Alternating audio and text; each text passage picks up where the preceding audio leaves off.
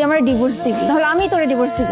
ও কেনই বা আমার কাছে ডিভোর্স চাইতেছে? এই মেয়ে যখন নিজে থেকে ডিভোর্স চাইছে, দিয়ে দে ডিভোর্স। মা আমি ওকে ডিভোর্স দিতে পারবো না। সবসময় কাজের বেটির মতো ট্রিট করছস। আমার জামা কাপড়গুলো ভেজন আছে, তুমি ওগুলো ধুয়ে একটু রোদে শুকাতে দিও। আমার শরীরটা আজকে ভালো নেই আরিয়ান, ওগুলো রেখে যাও, আমি কাল ধুয়ে দেবো। কালকে ধুয়ে দেবা মানে? তোমার জন্য কি আমার জামা কাপড় নষ্ট করবো নাকি আমি? তুমি মানে হচ্ছে একটা কামচোর, বুঝছো? কাজে সবসময় কেউ ফাঁকি দেবা শুধুমাত্র এই অজুহাতে খুঁজো। আমি তোমার ভাবি হই। যদি ভাবি হও তাহলে কাজগুলো ঠিক মতো করো না কেন? কি তরকারি রান্না এগুলো? এগুলো কি মানুষ মুখে দিতে পারে? আচ্ছা একটা কথা বলো তো, তোমার মা কি তোমার রান্না করে শেখায় নাই? ছোট লোক কোথাকার।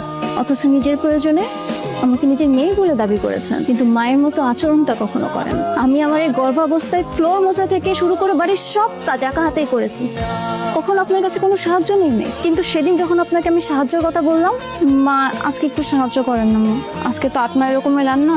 কি আশ্চর্য মেয়ে লোক তোমরা, হ্যাঁ? 8-10 জনের রান্না তোমরা করতে পারো না?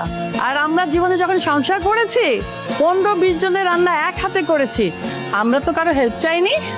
জানেন তো মা, আজকে 8-9 রকমের রান্না, আর একটু পরেই মেহমানরা চলে আসবে।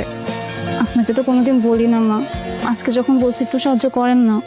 খবরদার, আমাকে তুমি হেল্প করতে বলবে না। বাপ্পা তো তোমাকে কিছুই শিখিয়ে পাঠায়নি, পাঠিয়েছে শুধু ঘুমানো আর খাওয়া শিখিয়ে। সি মা, তুমি এত নিজ নিশিকে তুমি এত অত্যাচার করেছো? বাবা আপনি তো জানেনই, আরিয়ান সব সময় আমাকে ইনসাল্ট করে কথা বলে, কিন্তু আজকে ও একটু বেশি করে ফেলছে বাবা। আমি চাই আপনি ওকে একটু বোঝান, আমি ওর ব্যবহারে অনেক কষ্ট পাইছি বাবা। তুমি কষ্ট করে না বৌমা, আমি আরিয়ানকে বুঝিয়ে বলবো ও যেন তোমার সাথে খারাপ আচরণ না করে।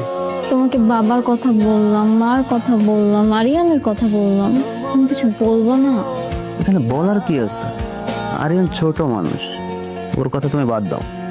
আচ্ছা ঠিক আছে, আরিয়ানের কথা বাদ দিলাম, কিন্তু বাবা মার বিষয়টা। এমন করছো কেন নিশি?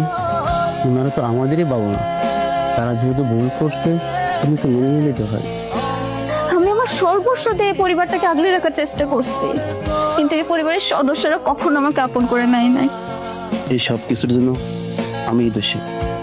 না, তোমার তো কোনো দোষ নেই, সব দোষ আমার, কারণ আমি তোমার বউ হতে পারিনি, বাবা মার মেয়ে হতে পারিনি, আরিয়ানার ভাবি হতে পারি নাই।